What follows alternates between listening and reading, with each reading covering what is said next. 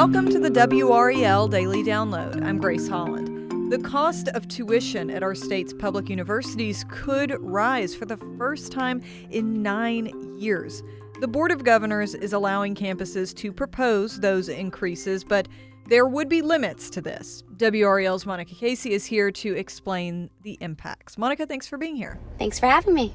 Okay, so let's start with probably the most important question for people listening.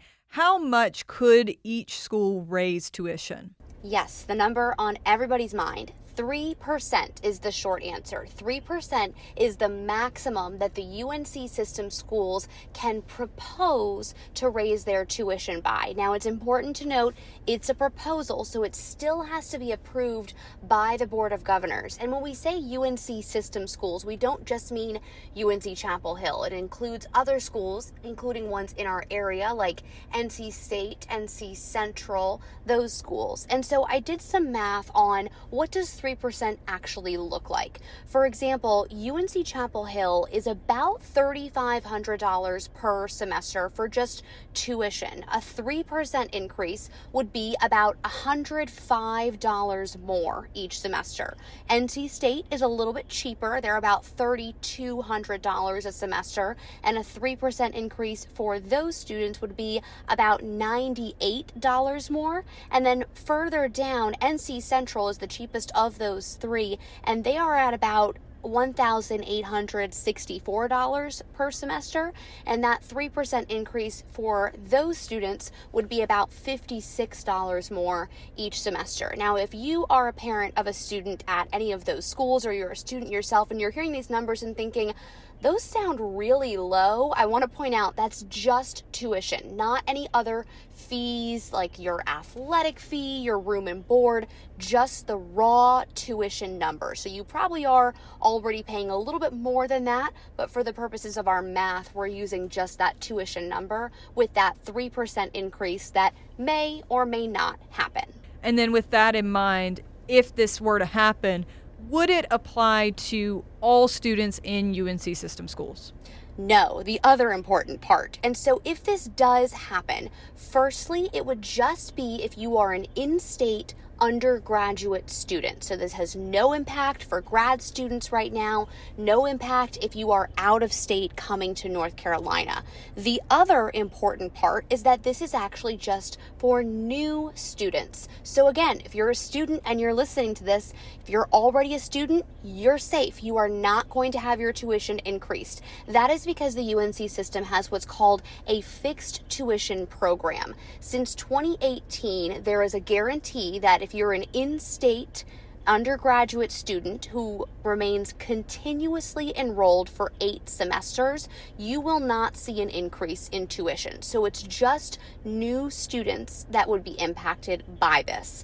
Another note, NC Promise schools are also going to be exempt from any kind of tuition increase, and that includes Western Carolina, Elizabeth City State, Fayetteville State, and UNC Pembroke. Now, for the UNC system, given that detail, it also means that anytime they do implement any kind of tuition increase, they won't see the full benefit of that for 4 years. Because, for example, if you're a freshman at NC State next year and your tuition's gone up, you're going to be paying more than the sophomores, the juniors, the seniors. But the year after that, you then have both your freshmen and your sophomores paying that slightly higher rate. So it will take time, if they go through with this increase, for all that money to actually come in. Okay, and with that in mind, why did the Board of Governors decide to do this now after so many years of keeping it at the same level?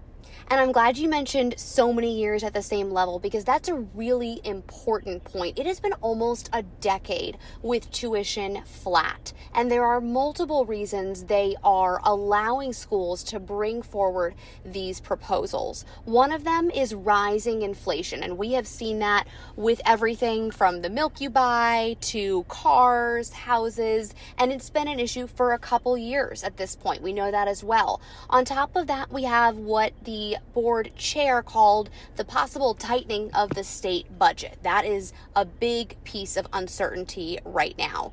Many members of the Board of Governors have talked about needing to balance this goal of affordability with the fiscal responsibility that these universities have by not raising tuition for these past almost 10 years at this point. A lot of the system schools have basically absorbed the extra inflation costs without any relief. So this could give them just that little bit of relief if they decide to propose these increases. Let's take a quick break right there, and we'll be right back.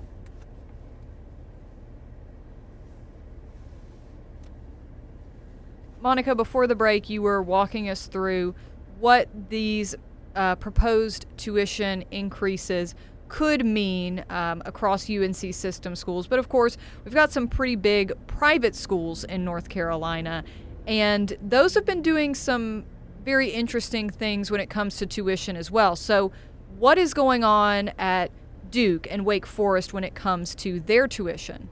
It's really interesting because we've heard a lot of schools talk about the possibility of the enrollment cliff and some concerns about that. I want to point out that within the UNC system, they actually had enrollment go up so far this year by about 3.4% across the system. So people are still going to school. Turning to our private schools, though, with Duke and Wake Forest, they are taking some pretty big steps to make college more affordable and to reach people who may not have been able to go to those schools before. Starting with Duke, Duke offers free tuition for students from North and South Carolina whose families are making less than $150,000 a year. In addition to that, students who are North or South Carolina residents who have family incomes of $65,000 or less also get additional financial resources to help with housing and meals and all those other expenses that can sometimes be kind of hidden to people. Turning to Wake Forest, just in the last couple of days, we learned that school is going to be offering free tuition to North Carolina families who make less than $200,000 a year. It's part of what they're calling the North Carolina Gateway to Wake Forest University. That gives you kind of a sense of why they're doing this, trying to reach these students. On top of that, undergrad students from North Carolina who have an annual family income of less than $100,000 at Wake Forest will also get financial aid to cover the cost of those standard living expenses on top of the full cost of tuition.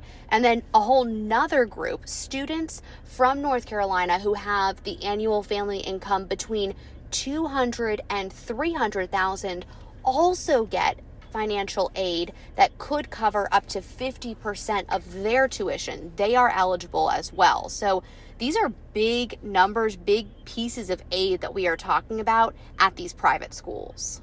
Yeah, and pretty high income caps when you break down those different numbers.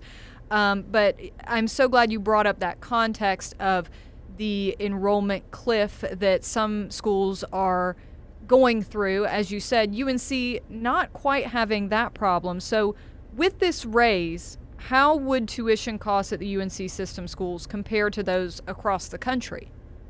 Well, so during the Board of Governors meeting today, the board chair, Wendy Murphy, said in her remarks that UNC System schools are still way below a lot of what we're seeing across the country. And I was wondering about that. And so I checked in on a couple of schools in some of the states kind of around us. So the University of Virginia is at about $8,000 a semester. That's for the undergraduate in-state students. Clemson is pretty close behind, about $7,900. Florida State is less, about $5,600 a semester.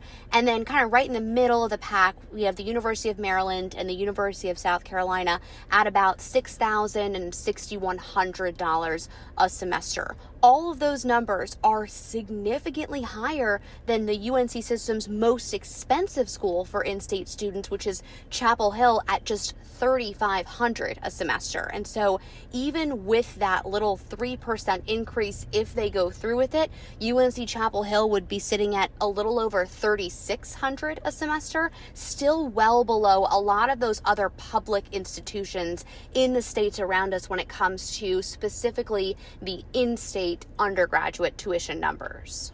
Right. And of course, 3% is sort of the max that any of these schools could do. We don't know if they will elect to do that or not, or what within that range they might do. So when will we find out which schools plan to raise their tuition and by how much?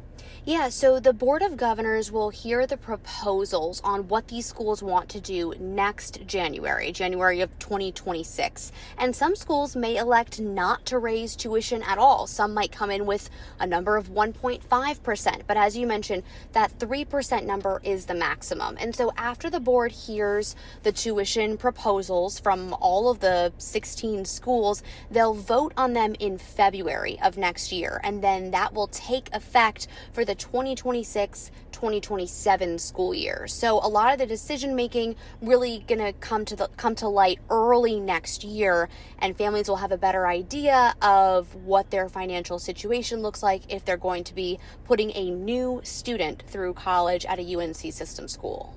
All right. Well, they'll certainly have a lot to think about with all of our institutions around our area. Thank you so much, Monica. And thank you for listening to the WRAL Daily Download and for making us part of your morning routine. Another great way to get WRAL news is the Morning Briefing newsletter. That's a daily email with Triangle news, events, and headlines to help you get ready for the day. You can sign up at WRAL.com/newsletter.